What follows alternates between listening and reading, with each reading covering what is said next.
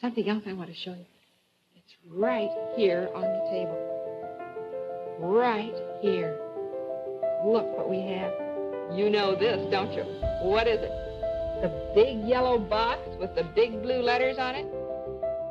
Food content is anything food related to fill the social media pipeline. An endless desire for new stuff. A cake this moist could only be from scratch. The Golden Flakes and adds a secret frosting. Print publishing has been transitioning into digital. Not everyone subscribes to the print issue, but everyone is going to go online and look for recipes. Food videos are all over the internet. Photography, radio shows, it's media and it talks about food. The thing about food is that it's a way just kind of to bring people together and just to talk and hang out and laugh and bullshit.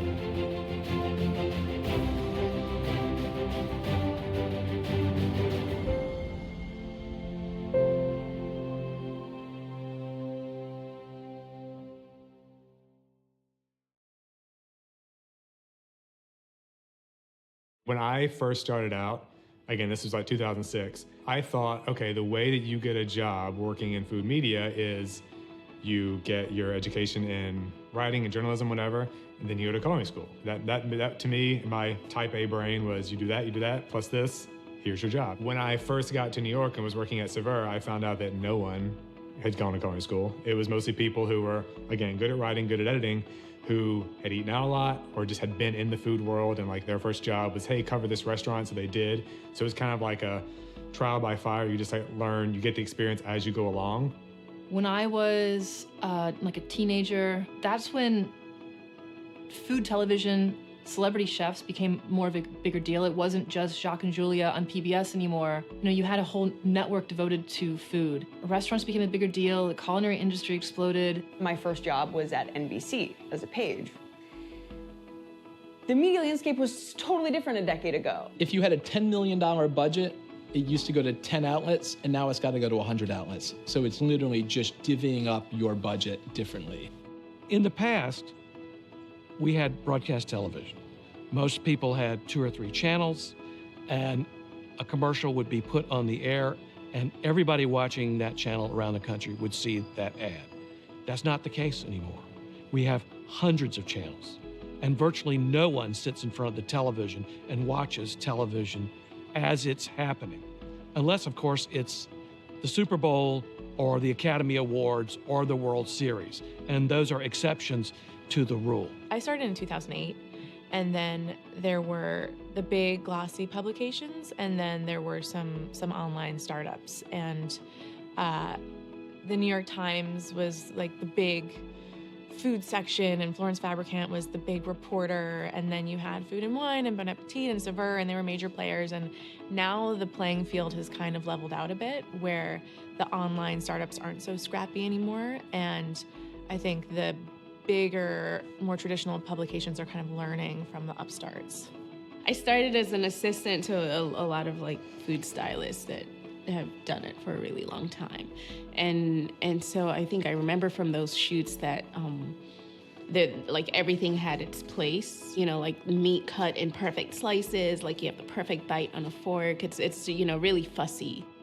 Food is fun again, and like part of that makes it more approachable to more people. In addition to this sort of democratization of images where you get onto Instagram and everyone thinks they're a photographer, combine these two things and you have this explosion of, you know, what we're calling now food media. What's a foodie? A foodie. I don't know. I think that foodie is such a like dirty word now in like the food industry. People are just like, ugh. A foodie.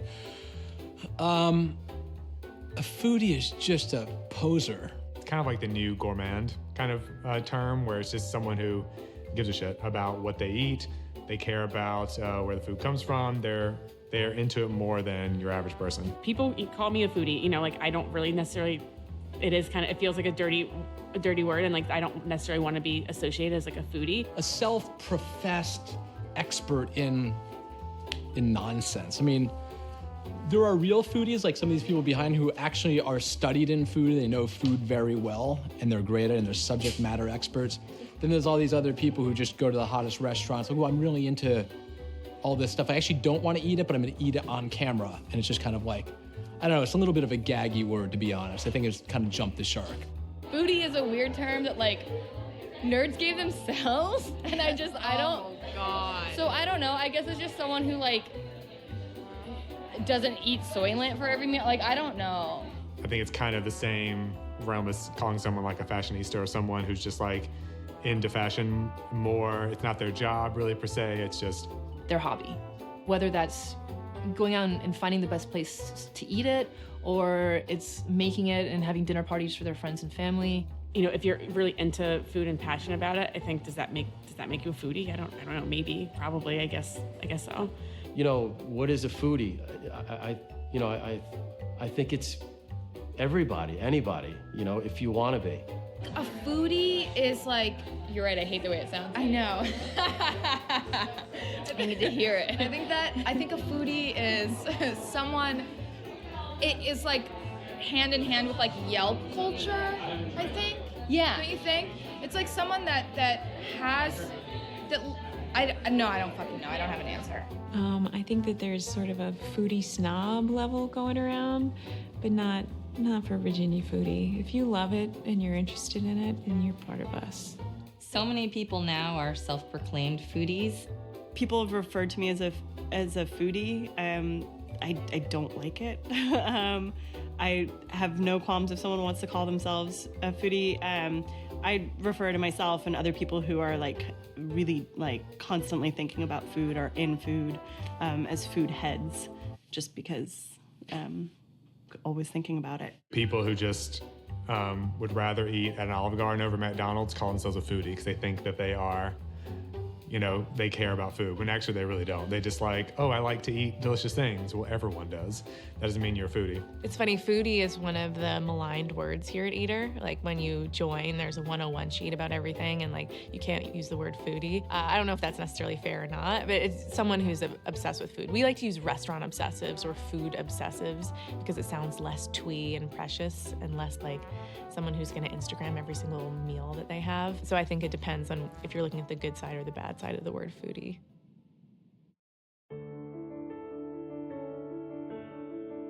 My name is Nick Sharma. I am a food writer and a photographer. I also write for the San Francisco Chronicle, and I'm also a blogger. A Brown Table is a blog that I started when I lived in DC a couple of years ago. It was a way for me to chronicle what I was cooking at home, but also a way for me to kind of represent people like me who were people of color and also who were queer. And I got to do that in the blog because that was an unregulated form of media at that time. And that's how A Brown Table was born. My name is Jarrell Guy, and I am a creator. I write, I shoot, and I style everything that goes on the blog and on Instagram. In terms of my Instagram, I think I'm just celebrating how beautiful and vibrant food is, kind of inspire people to think differently about eating better. I felt moved when I would see beautiful things, you know, and I wanted to be able to create that same feeling in other people because it's such a intense, you know? Social media has played a role in the success of the blog because I think specifically Instagram, the way that it started was people were just sharing like pretty pictures, you know, and that was their art. There was this intersection between art and food that happened for the first time in this casual way, you know what I mean? Like there were people that posted like, oh, this is my lunch, but then there were people that, you know, really took that visual seriously, you know, and grab people's attention. I think if you could just find a style and a unique voice in that space, then people will listen to you. It just provided that opportunity for me to like showcase my style. I know that it's the reason why everything has happened. It's the reason why you're here, you know, like it's the reason why I have a cookbook, you know, because I had a platform to speak.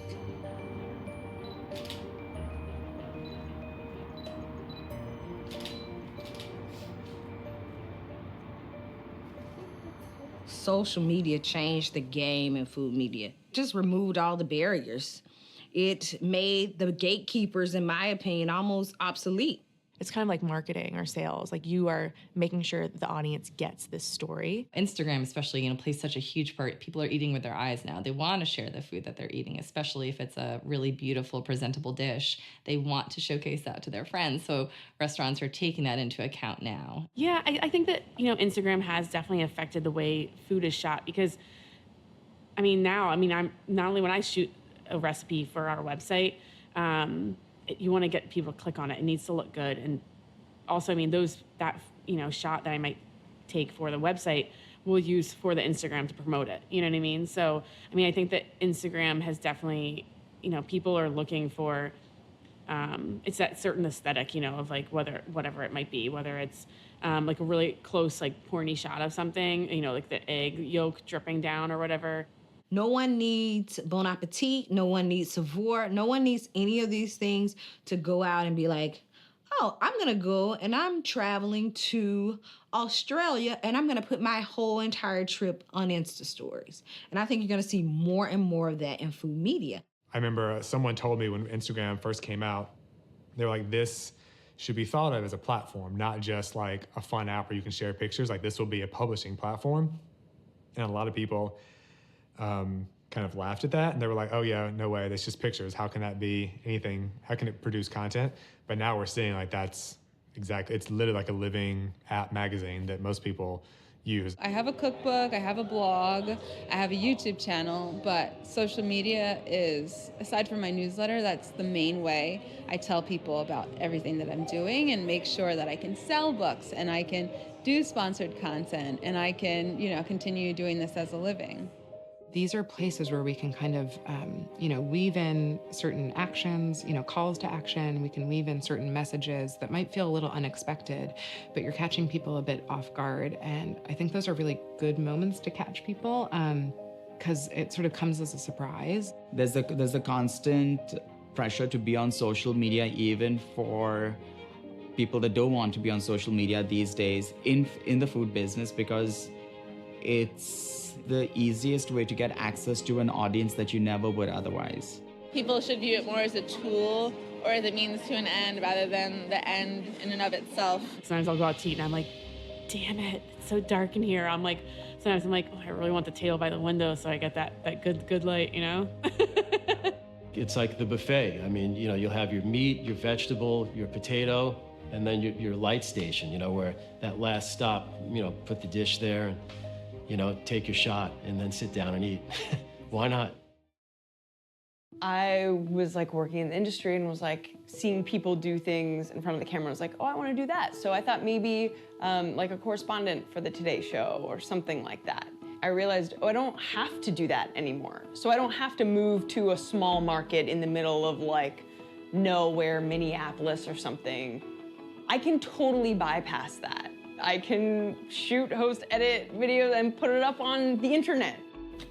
Oh, why hello there. I'm Katie Q and you're watching my YouTube channel, Q Katie. And there are so many more opportunities to actualize your dreams, I think, or at least what my specific dreams were and are. It's so much more accessible now than it was before this world existed. Hey, thanks for subscribing. I'll see you soon. Bye. If your content's good, if people like it, you will be successful. And if you keep up that content, you will have longevity in that success. It's really cool to me. The democracy of YouTube is kind of magical.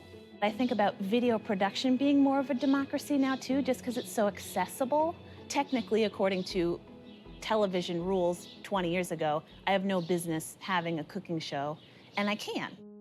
We all remember the movie The Wizard of Oz, right? When Toto pulled back the curtain to reveal there was a man behind the curtain, right? Well, I'm Toto. I like to pull back the curtain on how media work and help young people better appreciate what goes into media making. If one of your friends all of a sudden is beginning to promote a product or a service, you need to be aware that they might be paid to promote it.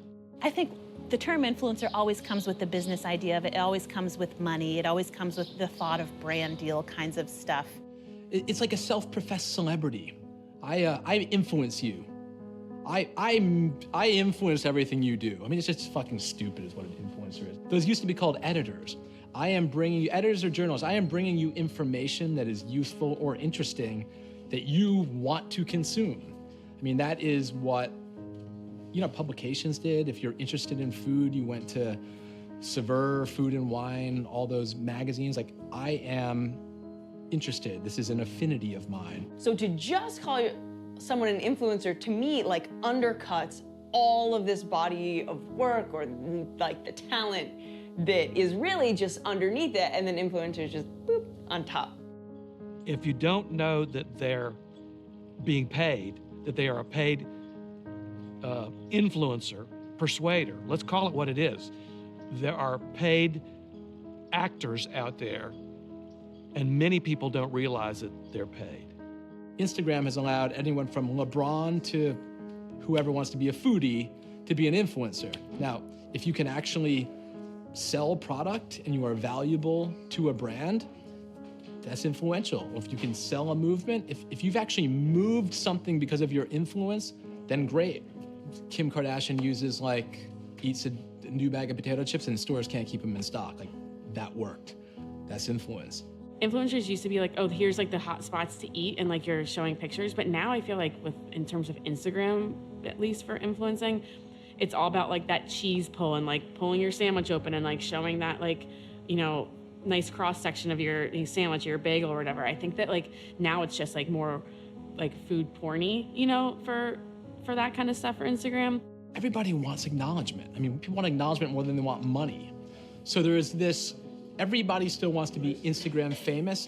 Is the bubble gonna pop for them making money?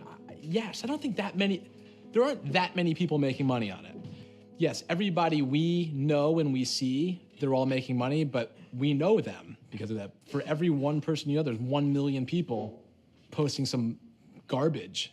I mean, I see it all the time, like, how could that person post that and think that looks good, or what's the value? Like, how much time are you spending on adding nothing to this world or your world? But people just love, it's a lonely world. HRN, or Heritage Radio Network, is a nonprofit food radio station. We are based in Bushwick, Brooklyn. We operate out of 2 shipping containers inside Roberta's Pizza. Radio and podcasts are super accessible. It's free, and in our case, we are online, and so all of our content is available anywhere in the world. Beyond that, radio is a really nice way to connect on a very emotional level in storytelling. Radio is beautiful for talking about food because it does leave something to the imagination, and you can interpret that differently. If you're producing a radio show, you can just, describe the dish and leave it at that. Or, a lot of our shows, you'll hear chewing and crunching and sipping. And, that's another nice way to add some depth to the radio show. Hello, Internet! You are listening to a recommended reading with Food Book Fair on heritageradionetwork.org. I am one of the co-directors of Food Book Fair, as well as your co-host for recommended reading, Amanda Dell. I'm Kimberly Chow. Welcome to this week's episode. Food Book Fair is a food media festival. We have a combination of events, including panel events, workshops, dinners, and other thematic meals based on different types and inspired by different types of food media. So that could mean books, cookbooks, of course, but also food memoirs, political writing about food. We also celebrate food film, radio, television. Print is important in this ever-increasing digital world because of the experience that you get to have when you can touch a piece of media that you physically have in your hands. I think something that's really interesting to watch is the small print publications, to see if any can make a profit, because they're a really exciting space to watch. And I love the idea of having something that's even more niche than food. It's like Jari, I think, is a great example of an awesome publication. I would love there to be a world where they could make money and actually sustain themselves and have that be full-time jobs for everybody. Is there a way that the online world can help them so that they can do the print magazine and also make money? When a band puts out, two great albums, and then after the second album they break up, and all you have is like this record that they've left. Now I think of like Lucky Peach as kind of being like the Velvet Underground of food magazines, and they really made it cool. And all these other magazines are inspired by them, even though Lucky Peach is now no longer around. They're inspired, and now they're kind of carrying that torch. Thanks for listening. Please support Heritage Radio Network. It's an amazing member-supported radio network coming to you live from the back of Bushwick, Brooklyn's Roberta's Pizza. I fucked that. I'm going to start over.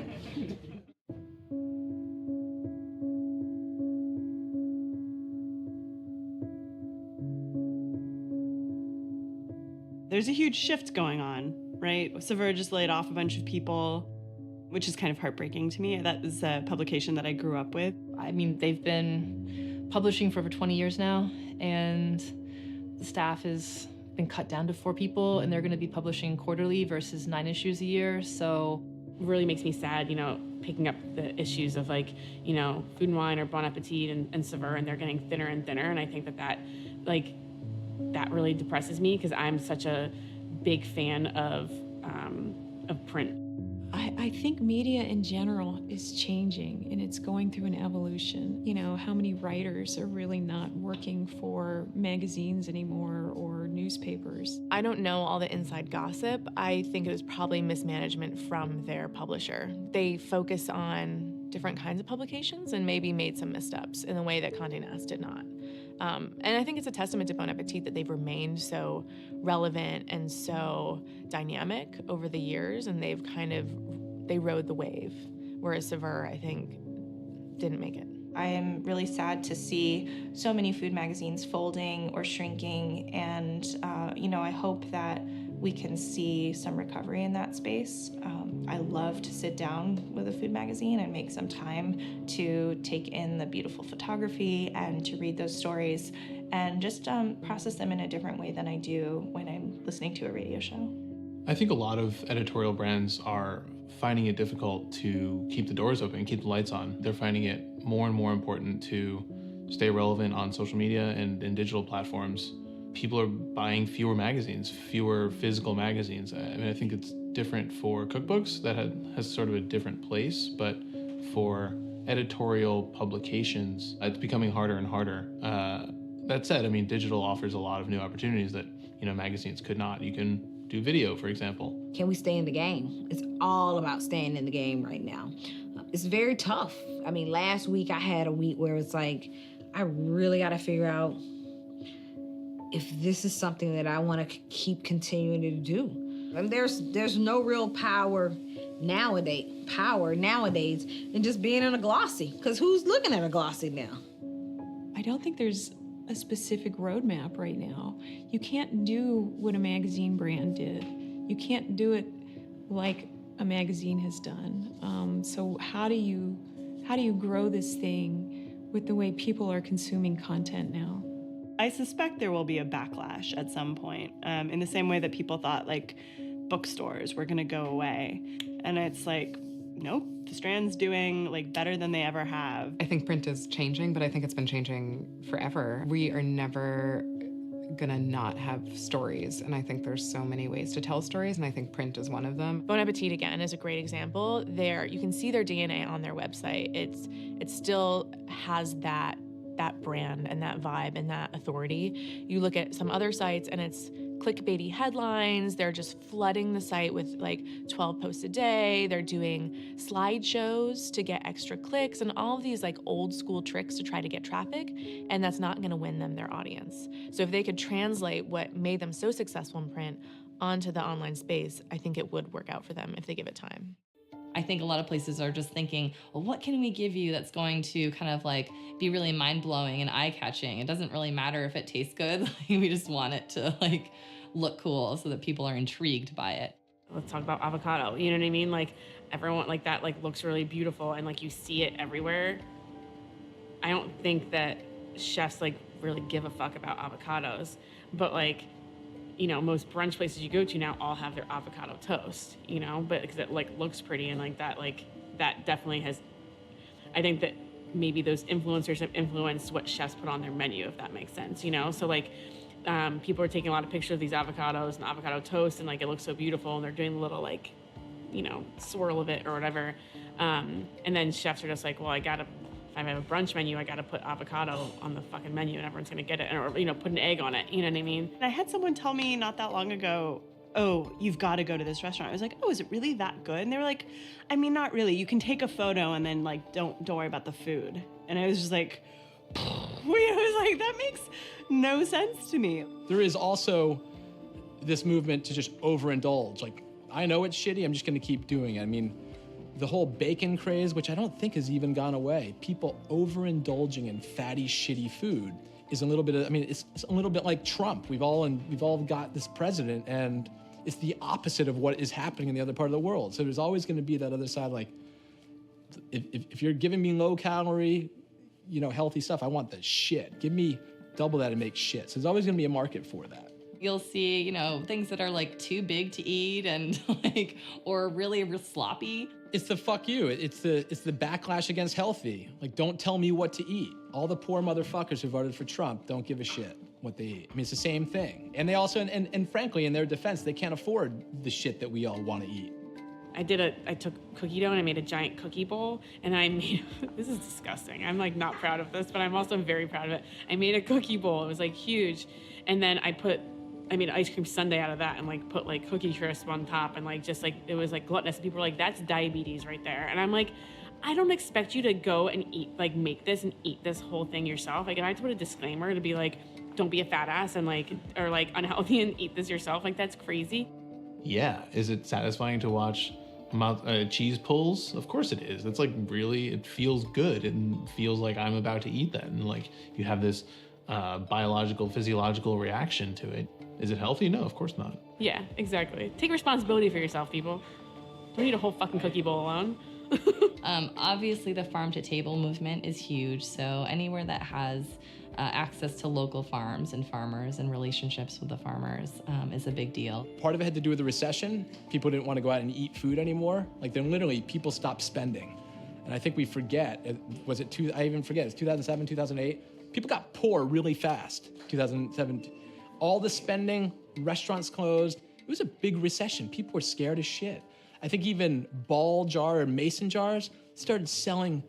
That's when mason jars took off. People started pickling. Like literally, people were in survival mode. It was a big wake-up call to make sure we knew how to use our hands.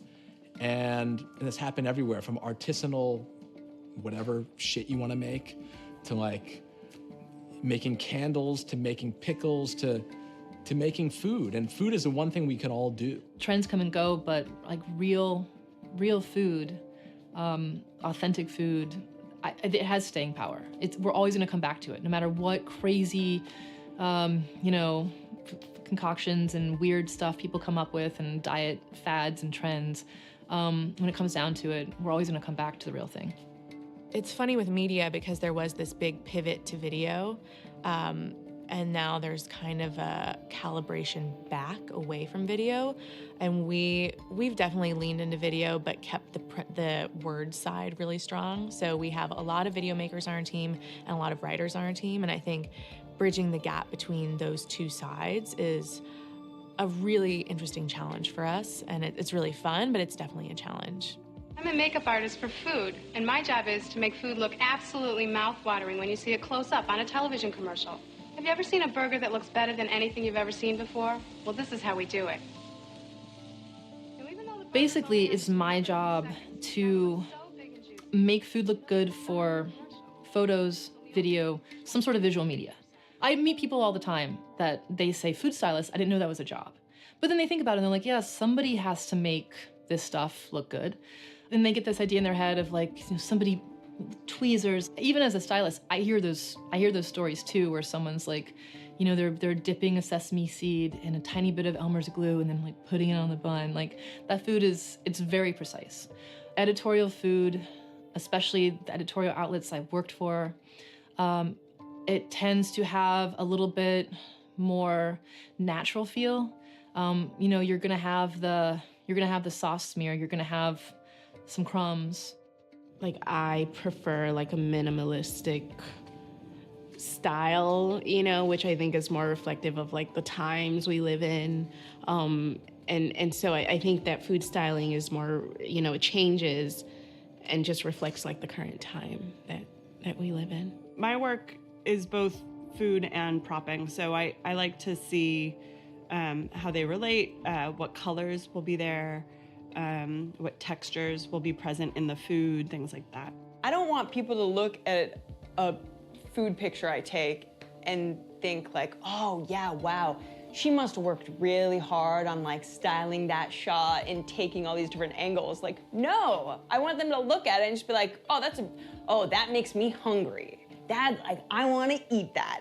Like, moving on. Basically, the ultimate thing is are they gonna wanna eat that? Does that look really tantalizing? Does that make somebody's mouth water, and does it make them wanna make the recipe? All right, so I have that. Do you want me to go ahead and pop the veg in? Yeah. Okay. Yeah. We speak when we tell our story, when we express ourselves, and that's what, you know, everybody wants to do. And the medium of food is very easy to, you know, to sort of do that with, whether, you know, we're enjoying a lunch with friends or we're shooting for the New York Times. Food photography has changed a lot since I started. I think the Food Network had a lot to do with it. Food has become much more social, as we all know. I feel like the art has been influenced by the technology since digital photography. I always used to make a joke about it, and you know, when magazines were doing more in-house work, I would call it the overhead by the window shot. And you know, an art department would buy a couple of DSLRs and shoot with natural light, because not a lot of magazine people knew how to technical, you know, focus or light food. So overhead shots became really popular. And I used to get a little frustrated because, you know, this stuff started to become a trend, you know, and to me it was kind of simple and you know, but became the look, and then I started to appreciate it more. A lot of bloggers became influencers, you know, of food and shooting dishes that they made at home and so on. If you go on a stage, you're watching a ballerina perform, the spotlight's only on her. So that's kind of like how I've kind of designed all my photographs when I shoot really dark, that your focus is solely on what's happening in that scene. Everything else around you is noise. The hands were not only political, but it was also a statement to say they have a place. You know, like if you have no one you can identify with in traditional media, you might identify yourself in these photos. You could also see yourself cooking a lot of these dishes, and so you connect emotionally. Because at the end of the day, that's what food is. It should bring people together, nourish you, and feed you, and let you get on through your day, honestly, without all of this other bullshit that keeps going on. I mean, the overhead is obviously like the most prevalent format for images now. I think we're just now starting to get away from that, which, I mean, is quite refreshing. It took over quite a bit. And I think that has a lot to do with Instagram, is that, like, you know, you have your phone, you're not really in control of your background, so you eliminate the background. You go over the top and you have this frame that's very easy to make look good if you sit up against a window. I think that food photography is like, you can have, like, it's fun to be able to play with it a lot. Sometimes you can like blow it out a little bit and make it like really bright and poppy. Where at Saveur, it was a bit more like, you know, refined maybe, and messy, like good messy, you know? And here we can just be even like sloppy as fuck. I mean, food photography is one of the most technical types of photography there is. You have control over the entire frame. So if you make a mistake, it's on you. And I've really loved the way food is prepared. So I decided to showcase that through my photos. So preparation, because I think like the final stage of food is beautiful, but what gets you there is also really interesting. I just wanted to do something different. It's called punctum, right? Is like this concept of things being a little bit, I mean, punk, it's kind of like a rebelliousness, right? This sort of like anti-establishment, like non-conforming approach to styling. Is it possible in food to communicate queerness? I think it's really hard to style something and say, oh, this is gay food, because at the end of the day, what is gay food, right? It could be the taco that a straight guy made, or the taco that a queer woman made. The only way to do that is to put a face or a connection to those people and tell those stories.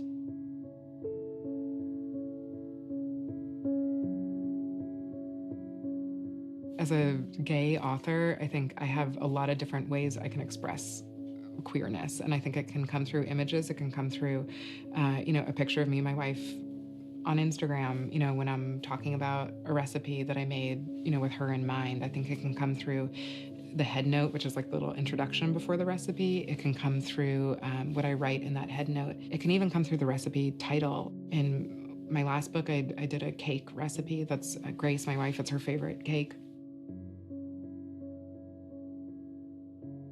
I didn't call it, chocolate cake with raspberry jam, and even though that's accurate, I called it Happy Life Cake, and it's a fun title, and it's memorable, and all those things. But to me, it's also really important to put that out there, and for me to go on social media and see people really enjoy that cake recipe, which is awesome, and to see how many people, straight white guys making Happy Wife, Happy Life Cake, a young girl and her grandma making the cake, whoever it is, and seeing them use the title, and to have it just be this normal thing. It's like, it's their birthday cake, it's their, anniversary cake, it's their cake they're making because they're having friends over, and, people are making this gay cake, and it's awesome, and I love it. And, there's all different ways we can kind of weave in our stories and, share ourselves and share, our food. And what's so cool about cookbooks is people make the food, and it becomes their stories and their memories and their, family recipe.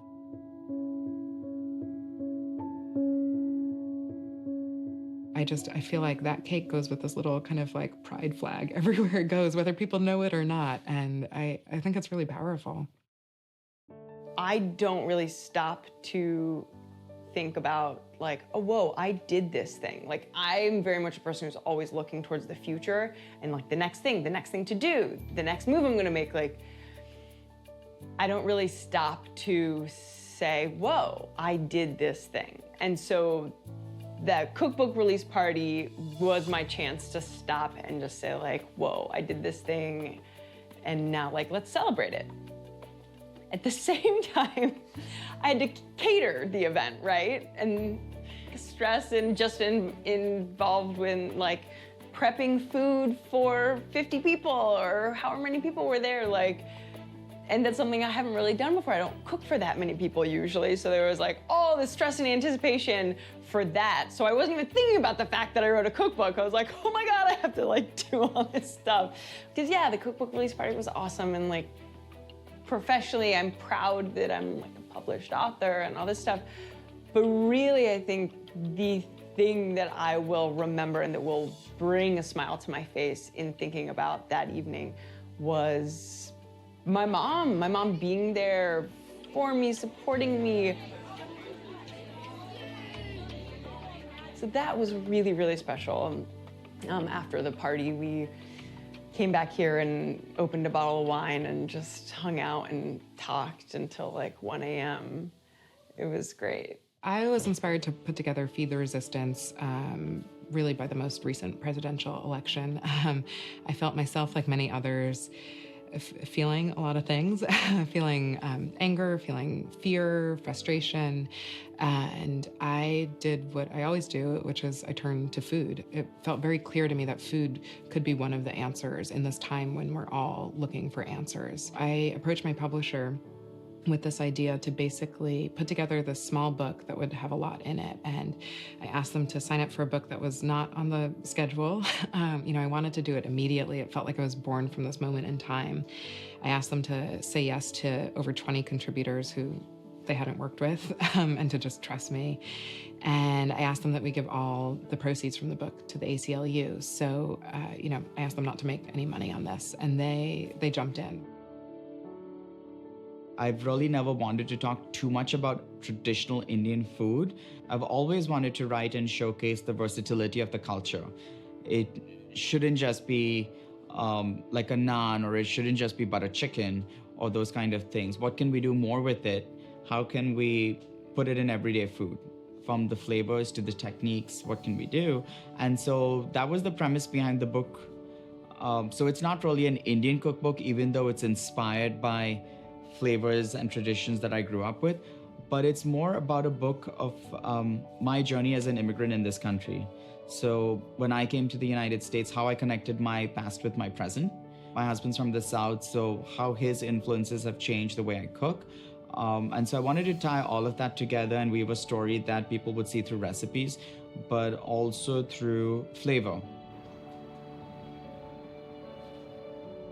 I started making a proposal for Black Girl Baking back in 2016. The reason why I wanted to call it this and the reason that I thought that I wanted it to be alive was because I was in Boston, and I came to Boston and I felt really alienated. I was the only person kind of here, and I was the only person in my program at Boston University. This was around the time that I saw the Black Girl Magic hashtag, and I felt really just empowered by that. There's just this beauty in what I am, and I don't have to be this other thing. And so that's kind of the attitude that I had to take to make it through grad school, and that was the attitude that I feel like I wanted to bring to this cookbook. Just like baking, there are all these rules and it's really rigid, and if you just show up, and you bring your own spin to it, and you're confident in that, or you just have fun, you know what I mean? And you get lost in the process,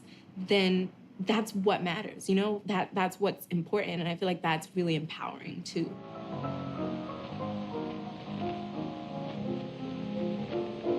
You almost never see somebody eating food alone. That you begin to see a lot of people gathered around the television and they're eating Subway while they're watching football. Or you can only have a good time if you gather friends and family at Olive Garden around food. And so the consumption of food is associated with companionship and friendship and family. Eating together is more than just the sum of its parts. It's more than just the food you're eating and the people you're eating it with. You're creating bonds, you're creating conversation, you're drawing together. I think forging those bonds between individuals and making that group stronger. The family meal, and sitting down to these, whether it's just a simple family meal or your birthday dinner, it's a way just kind of to bring people together and just to talk and hang out and laugh and bullshit a little bit. I always put people together. Sometimes it doesn't always work, but as I've gotten older, it gets better. And now I'm really keen to just see what happens when a group of people who don't know each other sit down and break bread together. Food has become such a trend, more of, amongst friends and colleagues, and an experience to go out and do together. Tale as old as time, throughout history, the time to get together to either celebrate something, have big discussions, have big coming together of the minds. It's always food and drink, because it's just what else are you gonna do? You can't just, if it's boring otherwise. It builds a community, and it is your community, and it's what you and your friends, are gonna do together. And I think at this age and at this stage in our lives, it's just, that's our mode of entertainment. It is going out to eat. Breaking bread is such an important thing and such an easy way to, to meet with people and to get to know other people and to have a more casual conversation with someone where something could be stressful or intense, it's so much easier over dinner. And when you have a little wine, I think that makes it even easier. So I think it is a great way to bring people together. When you have a bunch of people sitting around a table with nothing on it, to me, that's a conference room. It's a board meeting. People are stiff. It's, can I talk? Should I talk? I'm scared to talk. If you put food on that table, it becomes a meal and everything changes. Everyone's body language changes. You're interacting with people. Can you pass me the salt? Can you pass this? And I think if we want to move forward in any direction with any issue, whether it, be race or gun control or, women's rights, anything, these are hard things to talk about, and they can bring up really vulnerable personal stories. So we have to create the spaces for those conversations, and meals, are ideal places to create that. What you put in your mouth, who you shop with, says everything about who you are, particularly if you're a person in food media. What I say and who I interview and what I believe, it's just not me talking and writing about it. It's how I live my life. And when I say I believe in small producers and small business owners who are doing food products, I'm not saying that. You can look at my kitchen and you can see that. If you look at Pinterest, you'll see a lot of hands, and they're usually white or lighter skin. You'll never see darker skin colored hands. I've personally never seen a lot of people of color in magazines and food media, TV shows. So that was something that I wanted to talk about, but through photos, do it visually. Because I had also worked in a kitchen when I made a career switch from science to food. And I was working with people who came from everywhere. There were people from Mexico, there were people from India, there were people who were African American, and you would never see them in the front of the store or in the front of a kitchen. Where were all these voices going? So I decided to do that through my photos on my blog. With queer people, for the longest time, I did not know any openly queer voices in food media. People need to identify, and if you don't identify with someone, you're constantly searching to connect and be accepted. And I think that's a problem with food media in general. In most images of food and in ads, in cookbooks, in magazines, they're white hands. So I think we get all these clues in the visuals and in the design and the writing. And again, the more inclusive food media becomes, the more I think we'll see that change. Food is communicating so many things. Like, it's communicating where it came from and how it was picked, and who the person who picked it and how much they were paid. And it's just like there's everything about it is political. A big thing that can come up, when you're at a meal having an uncomfortable conversation, is sometimes you might say something wrong. Sometimes you might get an answer wrong. Sometimes you might say something that makes someone else in that space not feel great. And I have done that many times. That has been done, to me. But I think there's something very special about being a meal that allows us to also practice forgiveness, and to say to someone, actually what you just said didn't make me feel great, or actually I don't think that's quite right. And not that we can't do that in other places, but I think when we have the sort of safety and comfort of a meal, we can talk to each other in this way that's quite real and open, and that doesn't happen in other places very much. We're not always going to get it right. We're probably not going to get it right most of the time, but we can't keep avoiding things just for fear of getting them wrong. So I think if we create these spaces, we can take some steps and we can do it together. Removal from personal stories dehumanizes people, and so to humanize people, I think breaking bread is like the excellent way to do that, because what's more basic than eating, What's more human than eating? I say it all the time. When is the last time you've had someone at your dinner table, someone in your apartment that does not look like you? If you cannot answer that question, you have to change that. Your coffee, sir. Thanks, beautiful. You're welcome. How can such a pretty wife make such bad coffee? I heard that. If you love to look at recipes, but never have time to try them, here's the perfect answer. The Hamilton Beach Cookbook Blender. The other night I decided to try an interesting Spanish dish using pork chops. Women are drastically underrepresented in food media. And for a really long time, women have done a huge amount of the work in the food industry, but most of the credit at the top of the food chain goes to men. As we sit here in the midst of the Me Too movement, and as abusive behaviors in the restaurant industry and other industries are coming to light, my hope is that more positions for women will be created that are safer and fairer and better compensated. But honestly, there are already so many women chefs and business owners and farmers and boss ladies who are not being recognized, and a lot of that does come down to the media. So at HRN, we are really holding ourselves accountable for covering women in the food world, and we will continue to do that until coverage of women in this space doesn't require calling out their gender.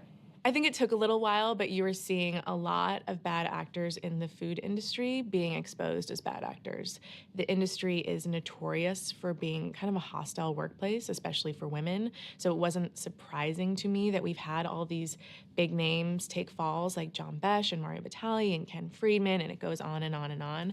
And I think there's kind of an awakening in restaurants and also in food media to realize like we should be pursuing these stories, we should be telling these stories, they're really important. And I'm hoping it forces people to start looking elsewhere for who they're building up and who they're turning into heroes. So it's not this obvious guy, like look for someone else. Yeah, there's this sort of political climate that's coming to head with the restaurant industry, and like it's blowing up, it's on fire, so to speak. Ken Friedman, for example, is a pretty successful restaurateur, and he's accused of sexual harassment. This is like not a small issue at all. So I think these two universes are kind of colliding at the moment, and it's super interesting to see more females rise to power and raise their voice in the face of abuse in all its forms, especially in the kitchen. In the YouTube industry, and I guess media industry in general, people talk about how being a female on YouTube is really hard. I have to say that while, yes, I've experienced like some misogynistic comments, I feel pretty, well, I guess lucky that like I have a very, like an overwhelmingly supportive and positive community. And so, yes, I get those comments sometimes, but they're really one-offs. And honestly, they happened way more towards the beginning when I didn't have as many viewers. And now that it's like, I think that those people don't even bother commenting something like that because they know that all of the other commenters will attack them. And that has happened. Like, they will come to my defense, which is like really cool. Like, yeah, don't mess with me. My commenters got my back. Women are doing things and finally being recognized, I think, in a real way for being powerful voices in the community. And obviously, currently in 2018, we're in a very specific time where a lot is coming out about what really goes on behind the scenes in restaurants. And I think that it's up to women and men to change that and change the course of treatment in the restaurant industry in general. You know, as a woman and working in restaurants, it was something that you kind of accepted that like I wasn't, you know, sexually harassed in like a physical way, but I mean, people definitely like talk shit and like there's a lot of shit talking that happens in kitchens. And as a woman, like, you know, you definitely have to like hold your own a little bit and like talk shit back. You know, and you're like, you have a mouth on you and like you're, you know, this kind of stuff. And I think that that is also changing in restaurants. And, you know, I think people are being a bit more aware of, you know, even like any kind of like words that they're saying, you know, and just not being assholes or negative or saying like fucked up shit and like being like doing like terrible things, you know. At this point, like, yeah, give us $1.30 for every dollar to make up for everything else. Yeah. In the same way that people of color have always been a part of the food industry, women have always been a part of the food industry. You know, as in the larger society, women's voices have also been a suppressed part of the food industry. And so it's difficult to think of the food world and separate it from the Me Too movement. I think it's deep in it. You know, I think it's reflective of everything that the Me Too movement represents. With food media, the way it's grown, and there are men getting more into the space, and obviously the inverse is true, that there are more women going into restaurants,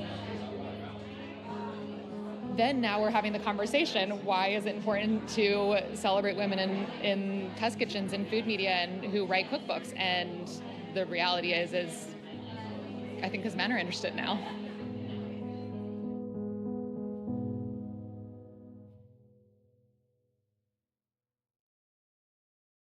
We owe it to the society that we live in to reflect accurately the world we live in the stories that we tell, in the pictures that we show. However, whatever medium we use to tell that story, it should reflect the world we live in.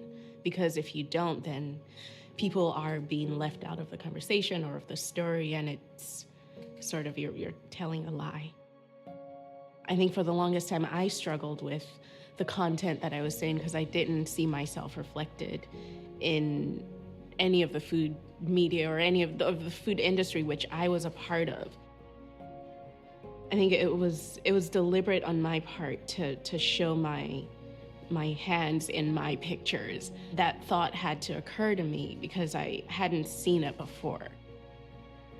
Food has been used as a tool, and it has been used as a good tool in feeding people and nourishing people, and it's been used in silencing people and taking away people's rights. And the story of food has to do with the way it's been used as a tool. I've always been the only person of color in kitchens, or like the only person of color in a test kitchen, and I believe that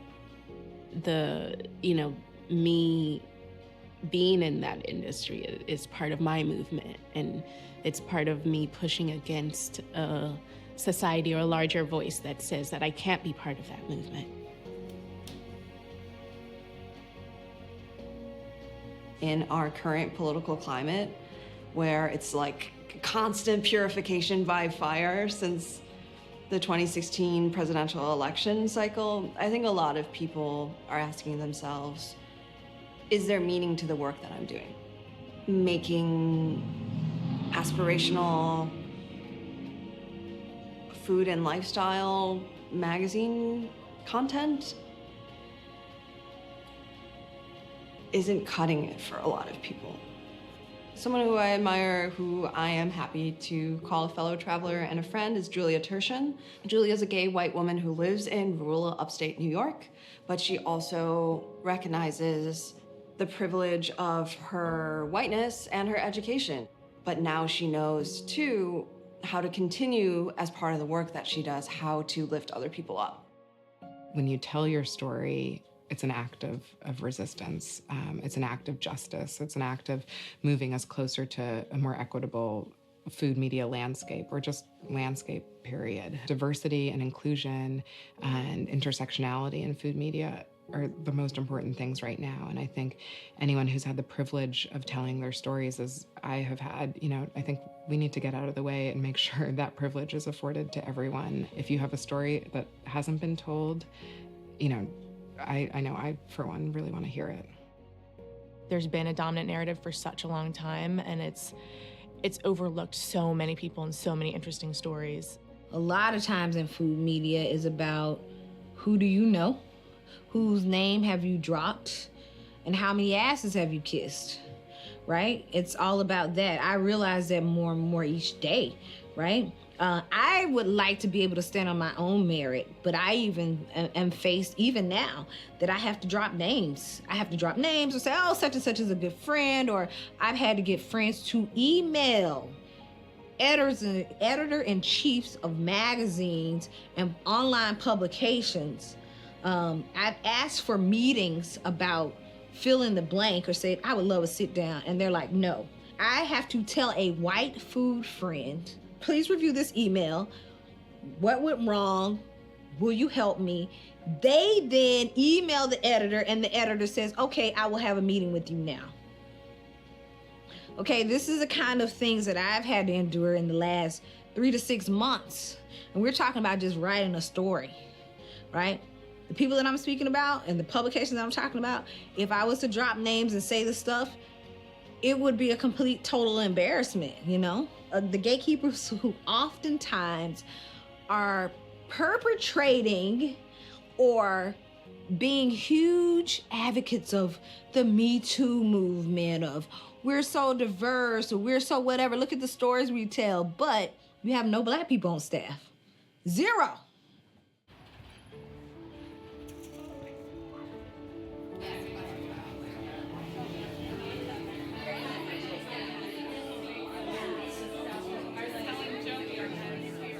Social media is so great because it's kind of cut out the top tier people, you know what I mean? Like it's allowed people with smaller incomes, smaller, you know, like we don't have to have an empire to be able to speak and to be heard. I love that I can see other Black people making things and we can share our culture together. We can reinforce where we've come from, you know, and we can get a sense of like who we are together. You know, there's a lot of times when I'll read people's recipes and I'm like, wow, they cook so much like me. It makes me ask questions about like, well, why do you cook this way too? You know, like why as a Black person do you cook this way? Like, is that something that's a part of our culture? Like, did your grandmother teach you that? Like, there's like answers to, you know, to things that have been hidden from us, you know? And I feel like recipes give you so many clues about your past.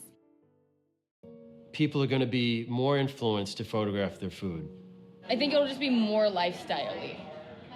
More lifestyle-y. Well, like more, like in every part of what you do, it will touch it. It's much more self-startable with food media these days. It's not so exclusive.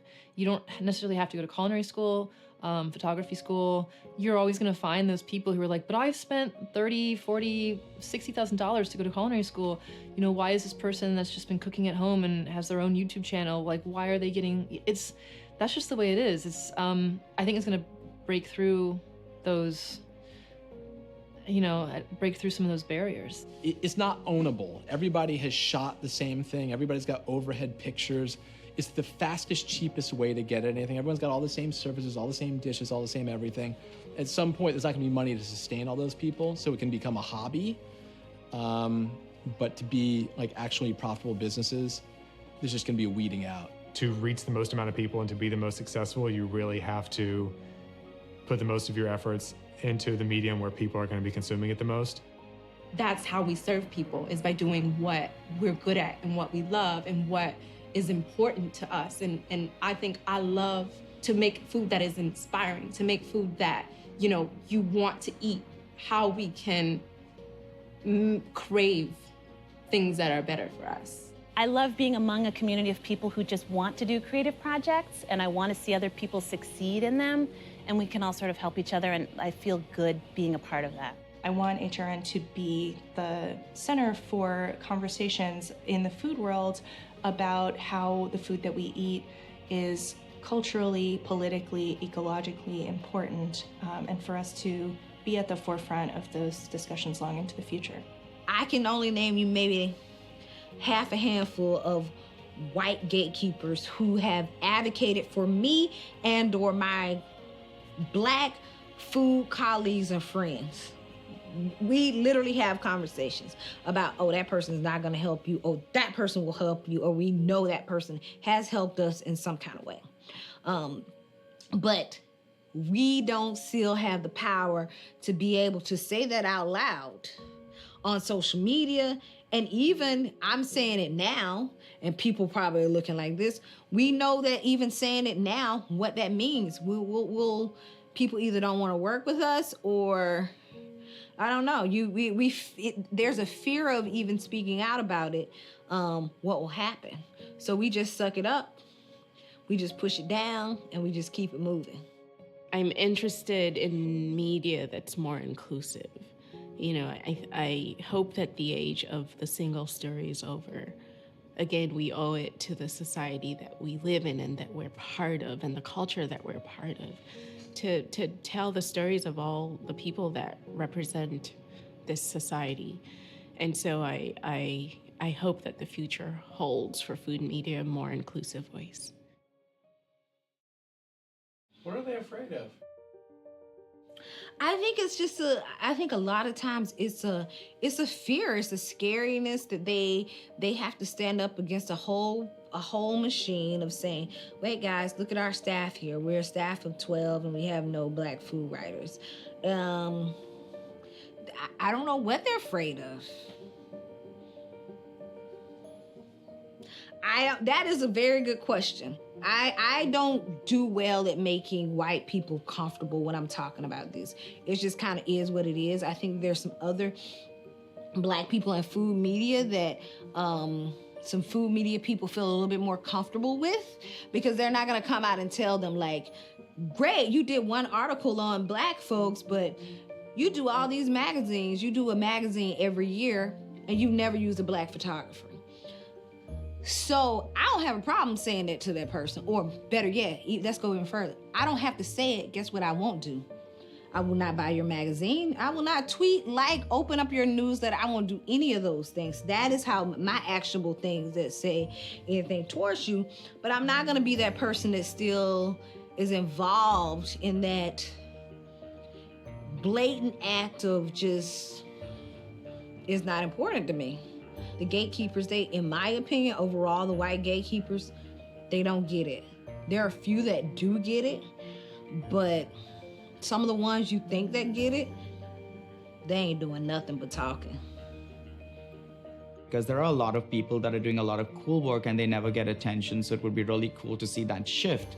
And I think it'll only happen once you see more people who are minorities being in those positions that can make those decisions. You kind of want a domino effect there to see where this goes. But that's a hope. Whether it'll happen in my lifetime or not is another story that I can't predict.